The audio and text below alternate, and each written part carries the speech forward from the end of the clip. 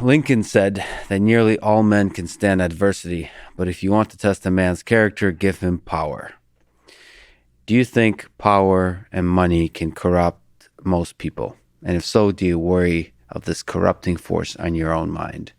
You're one of the leading minds in the cryptocurrency space. You're the leader of the Cardano project. You're the king Of the rats. of the rats.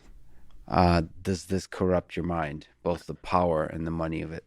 Yeah, I mean, you see this most pervasively with people who inherit a large amount of money or title, like, dynasties like the Mellons or the Rockefellers or other people. It's the worst thing you can do to somebody is just hand them an enormous amount of power that they're not prepared for. And the challenge with this space is like everybody's young and we're all billionaires now and we have these cult followings and do all these things, right? And nobody really says no to you. Like, for example, I have this ranch up in Wyoming and it has 400 bison on it. So now I'm a bison rancher. Like, if somebody was like, monitoring, auditing that, be like, Charles, do you have any experience taking care of bison? I'd be like, no. So you think it's really a good idea to have this ranch with 400 bison running around? What the hell are you going to do with bison? I just have to figure out what I'm going to do with these bison. So, and we'll make a video game. We'll do crypto bison. And you're going to get one. I'm not pulling. Thank you. I would love to. I'm not pulling at that string just yet. So I'm wondering how you're going to connect this back to power. Right. And so, but my point is that when you are unrestrained, like literally no one can say no, or you have the ability to distort reality around yourself and you're not constrained by social customs, it creates a situation where you start losing perspective. You're not grounded anymore. I think so. It's less of a question of will you become evil or not. It's more of a question of will you lose so much touch with humanity that you just can't relate or understand people, and then you inadvertently, by your actions, start harming people, either through the policies that you pursue or the things that you start building and so forth. So I think the best inoculation against that is to surround yourself with activities that are utterly divorced from your reputation and status. The best thing are animals and gardening. Because, a donkey doesn't care if you're a billionaire or broke. He'll shit on you exactly the same way. Yeah.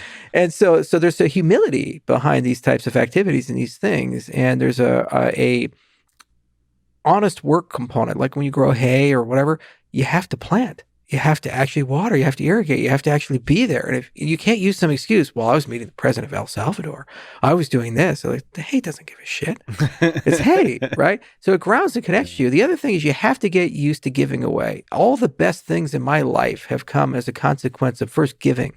Like I got started in the cryptocurrency space by giving away a free class, Bitcoin or How I Learned to Stop Worrying or Love Crypto. You did a free podcast, right? In life, if you give, and you develop that mindset of, I'm not attached to the things I have, and if push comes to shove, it goes away. Usually you get more back. Like I give away all my Ether. I never received any of 293,000 Ether at the all-time high, over $1.2 billion. I gave it to my secretary. I had no idea if it was going to be worth anything or not, but he kind of got shafted. And I was like, well, they don't like me, so they don't like you by the transitive property of relationships, so you're screwed. And he's like, well, I'm going to go back and my wife is probably going to divorce me and all this stuff. And what do I do? And I said, well, I'll give you my Ether. I don't know if it's going to be worth anything. So, he's doing pretty good. But then again, regardless of doing that, I now have Cardano. I have this great career. I've done all these amazing things. So I think that's the single best way of handling power is you have to do things to keep yourself grounded. In case of Washington, he was deeply connected to Mount Vernon. During the Revolutionary War, he was like sending letters talking about the irrigation ditches and the barn and things like that. He was always connected to that. And then also develop a mindset that you're only here temporarily. Everything you have is finite. It's going to go away at some point. No matter how much you want to keep it, you will die and somebody else will have it. So you live for the next generation. You don't live for yourself. You look to the future and you say, what am I going to leave behind? What am I going to transmit?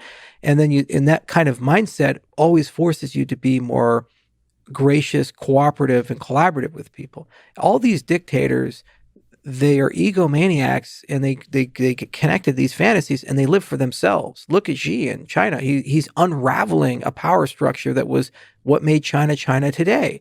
After Mao, they said we probably shouldn't have another one of those guys. And so they said, let's build something where there's checks and balances and no one person is going to run the whole show, or else it'll descend and regress and we'll have problems.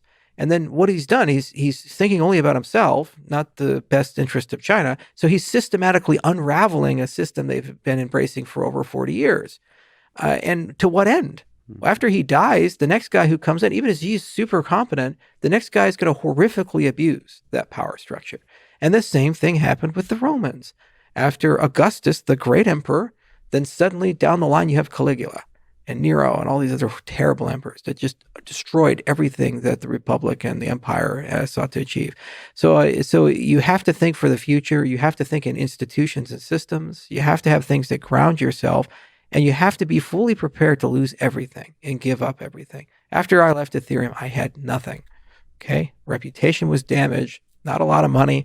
Nobody really wanted to work with me. No one picked up a phone for 2 whole years. It was horrible.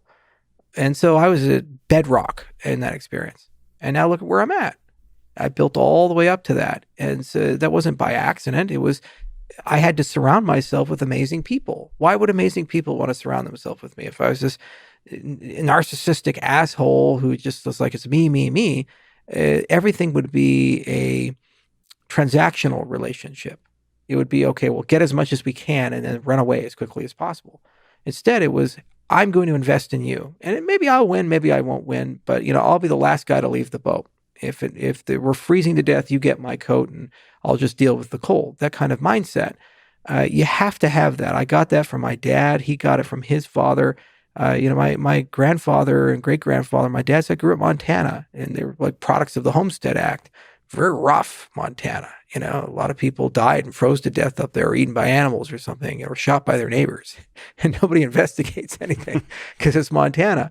So the only way you survive is by taking care of each other and being a good member of that community. And if somebody gets big, you have this implicit desire to go and give back and take care of the community that you came from and invest in that community. Like I came from the mathematical community. I never completed a PhD, but one of the things that I'm doing is I'm going to put $20 million and set up a center to do automated theorem proving. And we're going to heavily invest in lean because I'm super excited about mechanizing math and making a machine understandable. Now, I know all these guys who do this work. There's like all these mathematicians and computer scientists, and no one pays attention to them. And they're kind of like the redheaded stepchildren of mathematics, and they live on the boundaries and periphery. Meanwhile, they're super passionate, and they absolutely love what they do. And if only they had the right resources, within 50 or 100 years, what they're doing can probably become the dominant model of how to do mathematics. So I'm now in a position where I have the financial means to take care of these guys. So all I have to do is just call them up and say, hey, would you like to work with? Oh, absolutely. And cut a check and it's done.